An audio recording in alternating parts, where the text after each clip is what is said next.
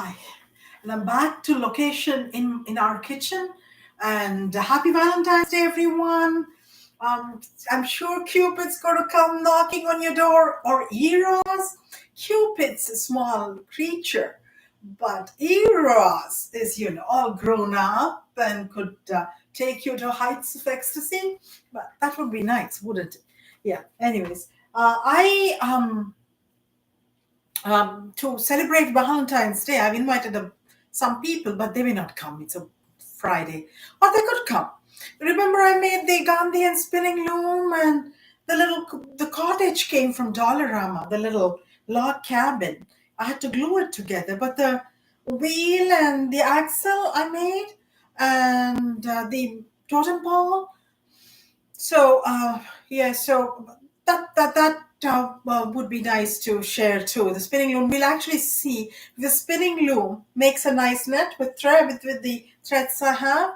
So Gandhian dream come true. And as I said, Mahatma Gandhi actually used the spinning loom as a form of protest against the ruling colonial masters, Britain, who were pushing cotton made in industries onto Indians. All right. So, and remember his salt satyagraha movement, etc. So, yeah. So, oh, the phone. The phone always rings at the wrong time. Have you noticed? I'm talking and the phone is going off. And so, um, I beg your pardon. Yeah, stop.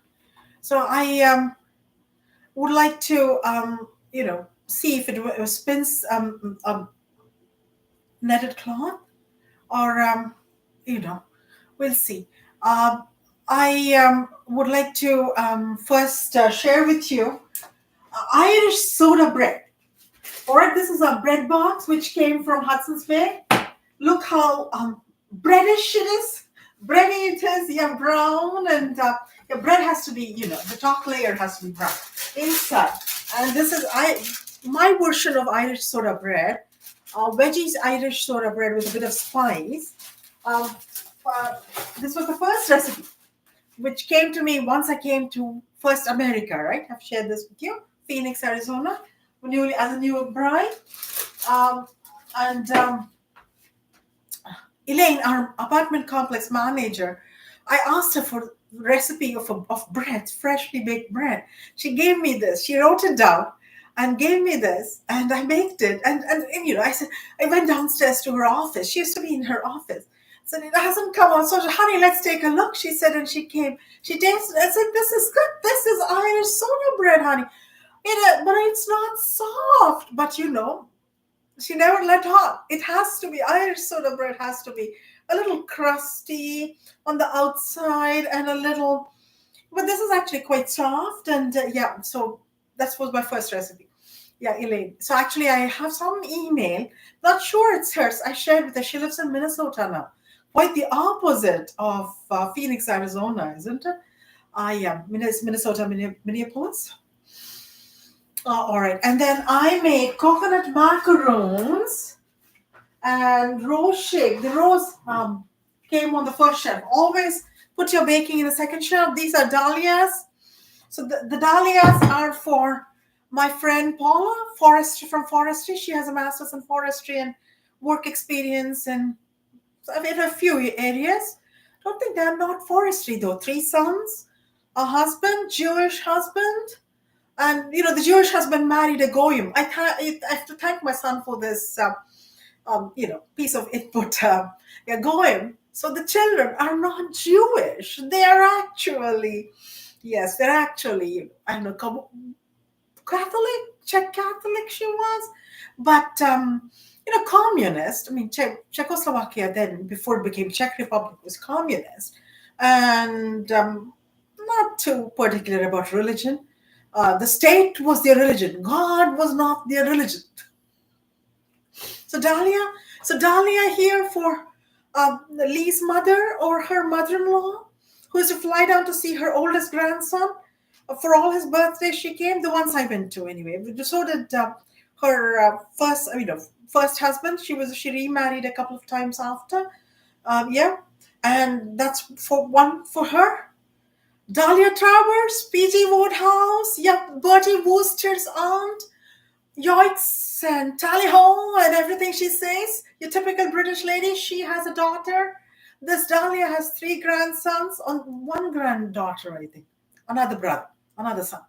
So and five grandsons. So she has five grandsons. But Dahlia Travers has um, Angela. Angela, yeah, Travers. And this is Blue Dahlia, Nora Roberts' novel, which I have read. And of course, Dahlia, the flower, it went into my tummy. One Dahlia, the flower. All right, this is a rose top baking pan. I removed it too soon. Should have let it brown.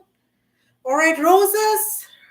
Rose from Titanic, the heroine. Rose, and oh my God, Leonardo DiCaprio. I cannot, the character. James Cameron's yeah, movie. He was, and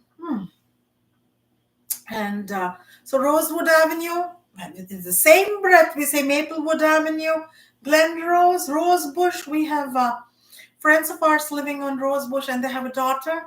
Yeah, yeah, who is a year older than our son. Yeah, so she has an MD. Yeah, and Rose, Rose, uh, um, and talking about roses, Titanic roses. What would Jane Austen say if a hero had to? Jane Austen's hero say if he had to kiss his heroine in Jane Austen's language. All right, so would be hard, right? I mean, Charles Dickens. What would Charles Dickens's hero say if he had to, kiss his heroine? So that's a question for you, and you enjoy this Valentine's Day, figuring this out. Before I sign out, and actually, there are six roses. There are six roses in there, and I, God honest truth, I have not eaten any of them yet. Um, Six of us, Elaine and she taught us crocheting. We were all newly married wives. I lived there for 2 years minus 6 weeks, but some of them lived on, continued to live on for some more time before they moved to other greener pastures. So, so five of us, newly married ladies, and the Dahlias are, I have coincidentally see Ali and his three sons, all men. These were all engineers, all of them single, almost getting married, and that sort of thing. Two of them my own age. Yeah, and I always wish to go out for a drink with both of them, Navina and Purnima. Yeah, yeah, but never happened. They drank in our home. Homemade cooking, but they wouldn't eat a lot. They would cook for themselves and come, and only the munchies maybe here and there, or poor eaters. Besides, it's fashionable not to eat a lot, but yeah, it is. And these ladies lived up to it. All right, they would have small servings, and yeah, yeah. So. And all they needed to do as feminist engineers was have fainting fits, I guess, and then they would have lived up to the role of Victorian feminist women before them. But my smelling salts, and you can make smelling salts out of essential oil, lavender, and something, and baking soda. Suspect this recipe. Google sometimes. Um, has one up on us, I think. Yeah, baking soda does, but we use it in cooking. In small amounts may be good. And some water or maybe a drop of alcohol, and it revives you. All right, if you feel like fainting, then make your own smelling salts, and uh, you come back. And you have to say quite like the Victorian heroine, where am I? In your arms. And that sort of thing, And that would be the time Jane Austen's hero kisses her. Yeah, yeah. Charles Dickens's hero, well, he was a man. So he expected the hero to do a bit much more. Get his hands on her bosom first. Yeah, so there you go. And I will leave you with a fun thing. This is a heart, and look, squares here. So you need two people for a heart to be existent for at least Valentine. And you get the square 4, 2 multiplied by 2, 3 multiplied by 2, 3, 9, 16, 25, 36. Right age to get married and reach 7 here, 7th octave. And then it combines 1 and 7. Are you getting the Fibonacci sequence? Let me just see once again. So the preceding two numbers, third number, that's the Fibonacci sequence. 1 plus 2, 3, 2, 2 plus 3, but that here it goes out. 1 plus 3, 4.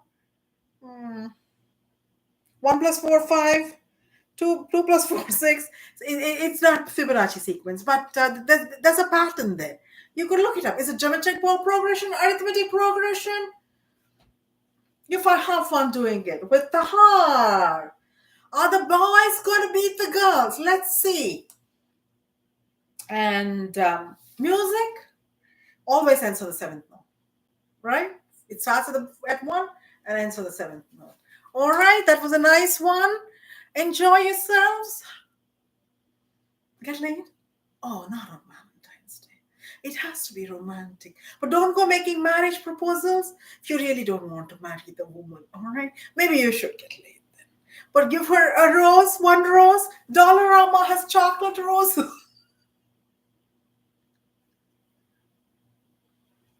You know, I have a son that is expensive. I never thought of it. You know, the usual female dreams. But I wanted to earn. Going Dutch was my in thing. Feminist statement to make was, I mean, let's go Dutch. Or you have to cook for them. All right, yeah, make it good for them. Then maybe here and there they cook for you or they get you little things, that sort of thing. But, or at least make tea. Yeah, make tea. When they come, make tea for them. And then occasionally they get you half an hour and fill 1 liter of gasoline in your car. 1 liter. Oh my God. But then, it was my mother's car. She had left us. So she had to fill more. Yeah. So that was there. And I was actually running low on cash. So I filled 2 liters, but I had to get back. Couldn't get stranded. So anyways, signing off, people. Once again, happy Valentine's Day. Thank you.